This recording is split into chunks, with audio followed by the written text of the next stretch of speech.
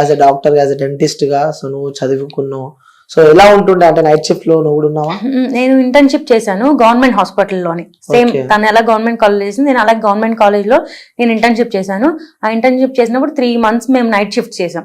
Night shift చేసినప్పుడు ఎలా అంటే మాకు 24 hours డ్యూటీ ఉంటుంది, తను 36 hours డ్యూటీ చేసింది. అంటే 1.5 day నిద్రపోకుండా 36 hours కంటిన్యూస్ డ్యూటీ చేయాలి. 24 hours నిద్ర ఉండకుండా నేను చేసిన ఫుల్ డే. ఇవాళ మార్నింగ్ 8 నుంచి నెక్స్ట్ డే మార్నింగ్ 8 వరకు నాకు డ్యూటీ. ఆ నైట్ అంతా నించొని చేసి చేసి చేసి చేసి చేసి నెక్స్ట్ డే మార్నింగ్ కి షిఫ్ట్ వాళ్ళు లేట్ గా వస్తే 9 దాకా చేయాలి, 10 దాకా చేయాలి. ఆ పాయింట్ లో నేను నా ఫ్రెండ్స్ కి కాల్ చేసి, ప్లీజ్ మీరు నెక్స్ట్ షిఫ్ట్ వాళ్ళు రండి, నా కాల్ అంతా వాటర్ బబుల్స్, ఆ వాటర్ బబుల్స్ పెయిన్ నడుస్తుంటే అయినా నడవాలి, అట్లాగే వాటిపైన నడవాలి, ప్లీజ్ నా వల్ల కావట్లా రండి. ఆ పెయిన్ ఎట్లా ఉంటుందో మాకు తెలుసు.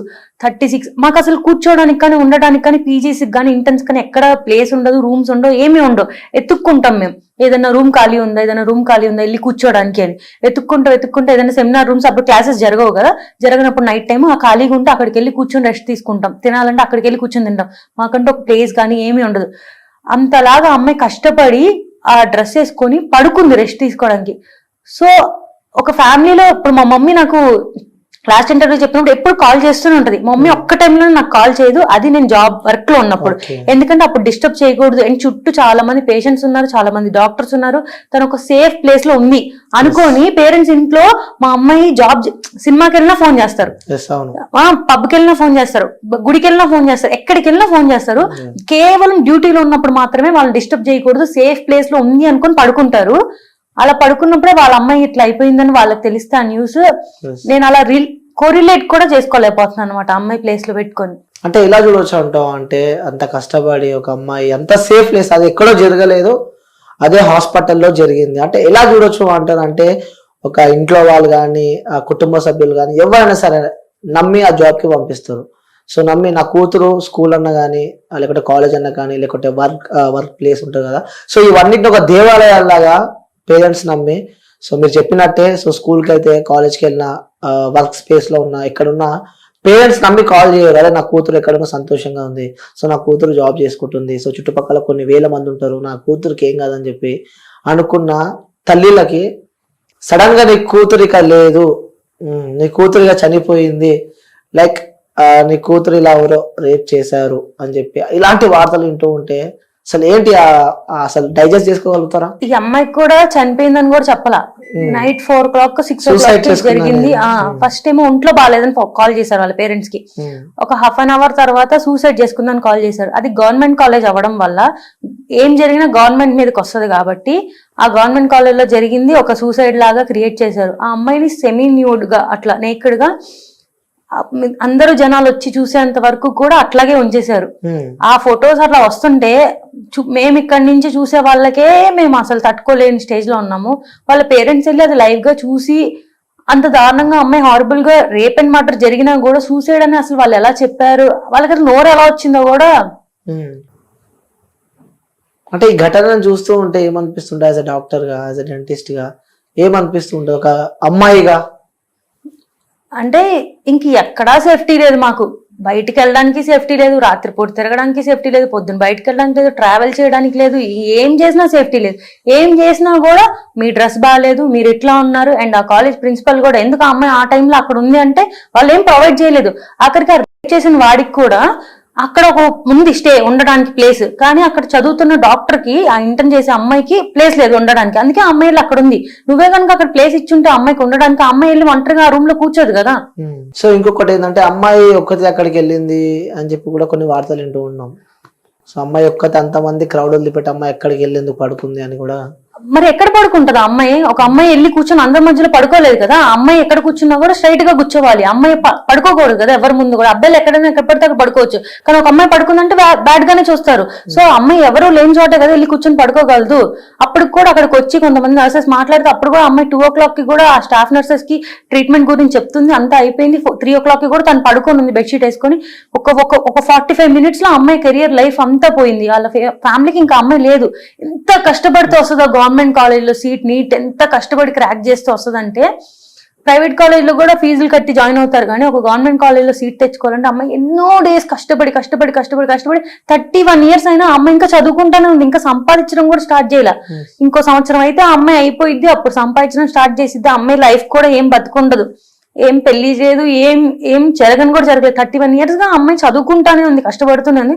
అంతా కష్టపడి ఇంకొక ఇయర్ అయిపోద్ది, తన చదువు అయిపోద్ది, ఇంక బయటకు వచ్చిద్ది, హ్యాపీగా బతికిద్ది అన్న టైంలో ఒక జస్ట్ ఒకటి ఫీలింగ్స్ వాడు కంట్రోల్ చేసుకోలేక వాడికి 30 to hardly 40 minutes మొత్తం అమ్మాయి లైఫ్ అంతా పోయింది అక్కడ. నేను నా ఫ్రెండ్స్ కి అందరికి ఫోన్ చేసి ఇలా జరిగిందంట. వాళ్ళందరూ కూడా ఎవరు చదువుకొని కూడా చదువుకోలేకపోతుంది. నా ఫ్రెండ్ MBBS ఎగ్జామ్ కి చదువుకుంటుంది. ఏం జరిగింది ఇట్లా అంటే, నేను చదవని కూడా చదవలేకపో. అందరూ మేమంతా కోరిలేట్ చేసుకుంటున్నాం దానికి. అండ్ ఏంటంటే నేను నిన్న దీనికి చాలా డిప్రెషన్ కి వెళ్ళిపోయాను. నిన్న దీని వల్ల నేను ఒక వీడియో చేస్తే దాని కింద కామెంట్స్ కూడా, మీకు మాట్లాడే అర్హత లేదు, మీరు వీడియోలు చేయడం వల్ల ఇలా చేస్తారు, మీరు చూడడం సరిగ్గా చూస్తే ఇలా ఉండదు కదా. సరే మేము వీడియో చేసిన ఇట్లా అమ్మాయి అలా చేయలేదు కదా, మరి ఆ అమ్మాయికి జరిగింది ఏంటి? ఇక మీరు మిగతా అందరికి జరుగుతుంది, అప్పుడు ఎవరు మాట్లాడలే, ఇప్పుడు వచ్చి మాట్లాడచ్చు అంటే ఇది కంప్లీట్ గా రేపు మాకే జరగచ్చు. మేమే ఒక డ్యూటీలో ఉన్నప్పుడు మాకే జరగచ్చు. ఎన్నోసార్లు మేము అలా సెమినార్ రూమ్ లో కూర్చున్న రోజులు ఉన్నాయి. అది రేపు మాకే జరగచ్చు. అలా మేము అంత దగ్గరగా మాతో పాటు ఉన్న సిస్టర్ లాగే కదా అమ్మాయి, మాతో పాటు ఉన్న డాక్టర్ అంటే మీలో ఒకరు అన్నట్టు. అంతలాగా మేము కోరిలేట్ చేసుకుంటున్నప్పుడు అది కూడా ఎంత హారిబుల్ గా, అమ్మాయి పెల్విక్ బోన్స్ ని విరక్కొట్టేసి, ఒక బోన్ ని విరక్కొట్టాలంటే ఎంత స్ట్రెంగ్త్ కావాలంటే, అది కూడా బాడీలో ఉన్న స్ట్రాంగ్ బోన్స్, పెల్విక్ బోన్స్, ఆ పెల్విక్ బోన్స్ రెండింటిని విరక్కొట్టేసి 2 కాళ్ళని 90 degrees లో ఇలా పెట్టారంటే ఆ అమ్మాయి ఎంత హారిబుల్ పెయిన్. అండ్ ఐస్ లోకి గ్లాసెస్, వెజైనాలోకి గ్లాసెస్, అండ్ ఫుల్ బ్లీడింగ్. ఎంత కష్టపడింది ఆ అమ్మాయి సర్వైవ్ అవ్వడానికి. ఆ జస్ట్ ఆ సీన్స్ ని అండ్ ఆ అమ్మాయికి జరిగిన ఇంజ్యూరీస్ ని, ఆ పోస్ట్ మార్టం రిపోర్ట్ ని, ఆ ఫొటోస్ ని చూస్తుంటే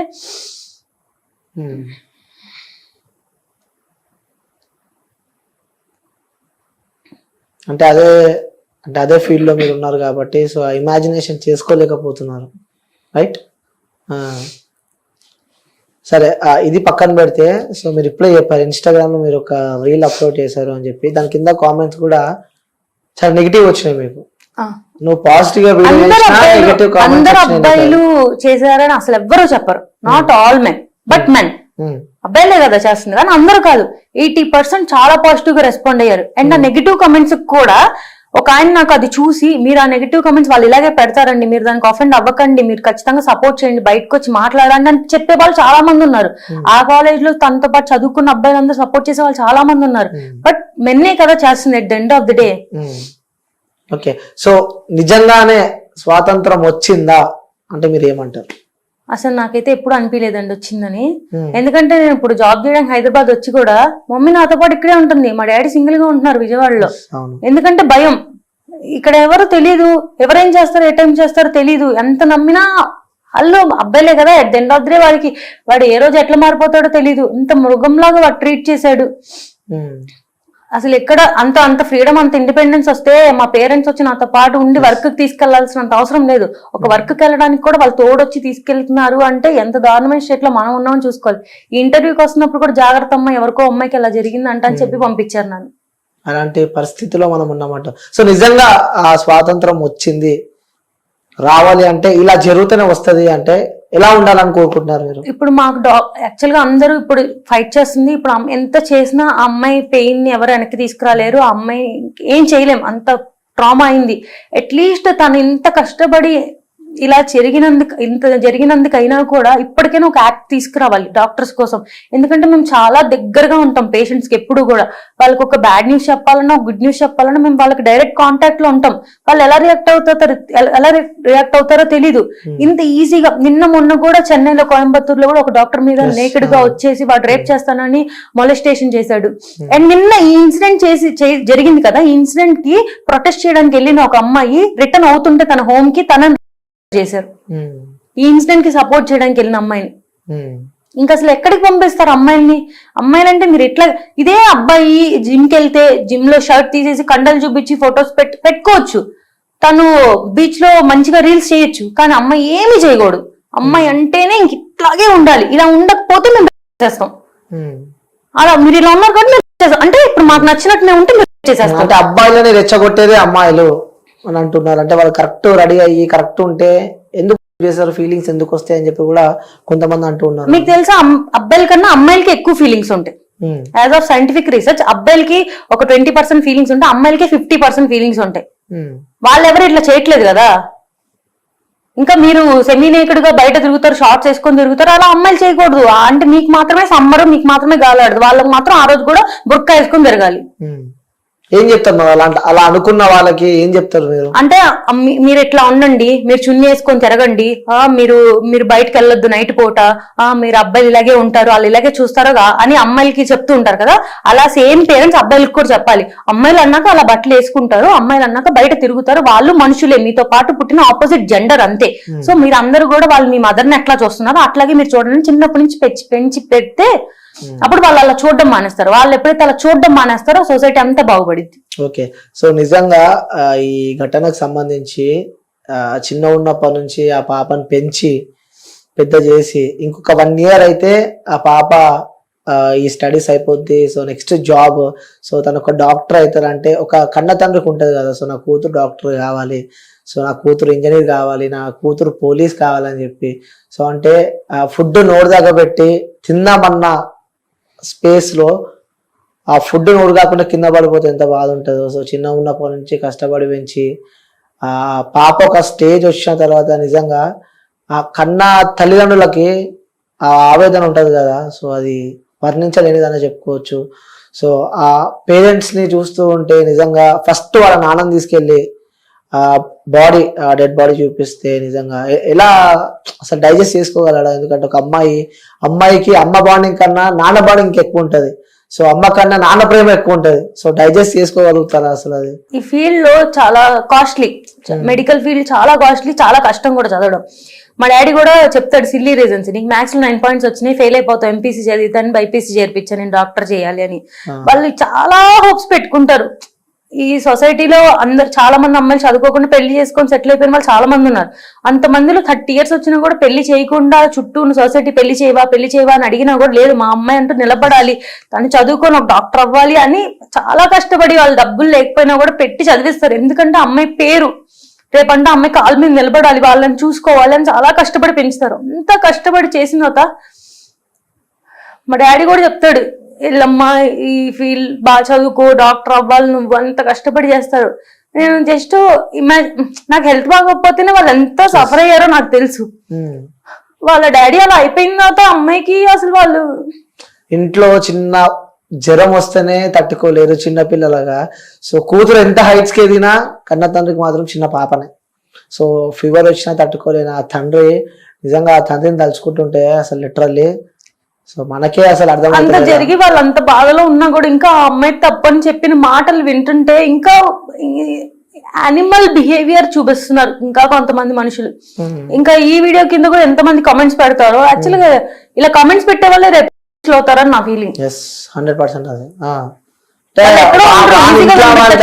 చెల్లెనో ఉంటది కదా, సో వాళ్ళకి ఇలానే జరిగితే వాళ్ళు అలానే రియాక్ట్ అవుతారేమో అని చెప్పి అనుకోవాలి. వాళ్ళ అక్కల్ని చెల్లెల్ని కూడా కదా ఇప్పుడు అంతా. అది కూడా అలాంటి సమాజంలో మనం ఉన్నాం. నిజంగా సిగ్గుపడాలి మనం ఇలాంటి సమాజంలో మనం ఉన్నందుకు. సో అంటూ ఉన్న పొద్దున్న లేస్తే అక్క చెల్లె అని చెప్పి ఆ ఆప్యాయతలు, ఆ ప్రేమలు అప్పుడు ఎలా ఉండే జనరేషన్, సో ఇప్పుడు ప్రజెంట్ ఎలా నడుస్తుంది. సో అంటే ఇల్లీగల్ ఎఫైర్స్, లైక్ అన్న లేడు, చెల్లె లేదు, అక్క లేదు, వదిన లేదు, అడ్డగోలుగా లైక్ యానిమల్స్ లా బిహేవ్ చేసే సమాజంలో మనం బతుకుతున్నాము. సో యాజ్ అ డాక్టర్ గా చివరిగా ఈ సమాజానికి నువ్వు ఏ మెసేజ్ ఇద్దాం అనుకుంటున్నావు? నేను ఇంత కోరిలేట్ చేసుకోవడం వల్ల ఇప్పుడైతే జస్టిస్ ఆ అమ్మాయి ఖచ్చితంగా కావాలి. ఇదైతే కంప్లీట్ గా ఒక ఇండివిజువల్ చేసిన మర్డర్ అయితే కాదు, ఇది ఒక గ్రూప్ రేప్ మర్డర్, అది కన్ఫర్మ్ గా అందరికీ తెలుసు. సో ఖచ్చితంగా ఆ అమ్మాయికి జస్టిస్ అనేది జరగాలి. వాళ్ళు ఎంత పెద్ద వాళ్ళైనా కూడా. అండ్ ఆ సీఎం కూడా ఎంత సింపుల్ గా ఈ విషయాన్ని చాలా సిల్లీగా మాట్లాడారు. పెద్దవాళ్ళందరూ బయటకు వచ్చి సో దీనికంటే ఒక కొంతమంది చెప్తున్నారు అమ్మాయిలు, కొంతమంది ఉన్నారు నిజంగానే పాప అబ్బాయిలు ఏం చేయకుండానే ఇలా బ్లాక్మెయిల్ చేయడం, నువ్వు నన్ను ఏదో చేసావు అని చెప్పి నేను నీ మీద కేసేస్తాను, ఇలా బ్లాక్మెయిల్ చేయడం. అలాంటి వాటికి మనం ఏం చేయాలి, నాకు అంత రూల్స్ నాకు తెలియదు. బట్ ఇది క్లియర్ గా అమ్మాయి రేప్ అండ్ మర్డర్ చేశాడు, నువ్వు ఏం కావాలంటే చేసుకో అని చెప్తున్న వాడిని కూడా ఇంకా పోలీస్ స్టేషన్ లో పెట్టి నేను చేశాను చెప్తున్నాడు కదా, నేను చేశాను, నేను ఏం చేస్తారో చేసుకోండి అని ట్విట్టర్ లో ట్వీట్స్ పెడుతున్నాడు. అలాంటి వాడిని ఇంకా బతికిచ్చి ఫుడ్ పెట్టి వాడిని కూర్చోబెట్టి మేపుతున్నారు కదా. సో ఇప్పుడు ఇంకా విక్టిమ్ ఉన్నాడు, వాడు ఇంకా తెలియలేదు, తనేం తప్పు చేయలేదు, చేసాడు లేదో తెలియదు, అలాంటి పక్కన పెట్టండి. సో ఇది యూజ్ చేసుకుంటున్నారు అమ్మాయిని కాదు, ఇది రియల్ గా జరిగింది, వాడు చేశాడు, అది కన్ఫర్మ్ అయ్యింది అన్నప్పుడు కూడా ఇంకా వాడిని రోడ్ మీద పెట్టి తిప్పుతున్నారు కదా. సో ఎంత సీరియస్ గా ఉండాలంటే ఇలా చేస్తే అమ్మో ఇది ఇవాళ మన ఫీలింగ్స్ కంట్రోల్ చేసుకోలేక నేను ఇప్పుడు కామంతో ఏదైనా చేసేస్తాను, ఇప్పుడు చేసేసిన తర్వాత జరిగే కాన్సిక్వెన్సెస్ వాడిని ఎంత దారుణంగా ఉంటది అని భయపడి వాడు ఆ రోజు అది చేయకుండా వెనక్కి వెళ్ళిపోయేలాంటి రూల్స్ వస్తే తప్ప ఇది ఎప్పటికీ మారదు. ఇంకెప్పటికీ మేము మా పేరెంట్స్ ని పెట్టుకునే తిరుగుతూ ఉండాలి, మాకంటే ఒక ప్రొటెక్షన్ ఉండదు. రేపు అమ్మాయిల్ని కూడా మేము బయటకు వెళ్ళాలంటే రేపు నీ హస్బెండ్ వెళ్ళు, రేపు పెళ్ళాక నువ్వు వెళ్ళు, ఇప్పుడైతే నువ్వు వెళ్ళొద్దు, వాడంతే నువ్వు ఏమైనా ఉంటే ముందు చేసుకో, ఇప్పుడు కాదు. ఇంకా మాకంటే ఎప్పటికీ ఫ్రీడమ్ అంటూ రాదు. మేము ఎక్కడికి ఇండివిజువల్ ఒక్కళ్ళం కూడా మేము బయటికి తినడానికి కూడా మేము సింగిల్ గా వెళ్ళలేము, ఒక తోడు ఉంటే. ఇప్పుడు నేనన్నా అంతే, ఒక్కదాన్ని ఎక్కడికి వెళ్ళలేను నేను, ఎవరో ఒకళ్ళు తోడుకోవాలి. ఎందుకంటే భయం, ఎంత ఇన్స్టాలో రీల్స్ చేసినా మేము అమ్మాయిలమే కదా, మాకు చాలా భయం ఉంటది.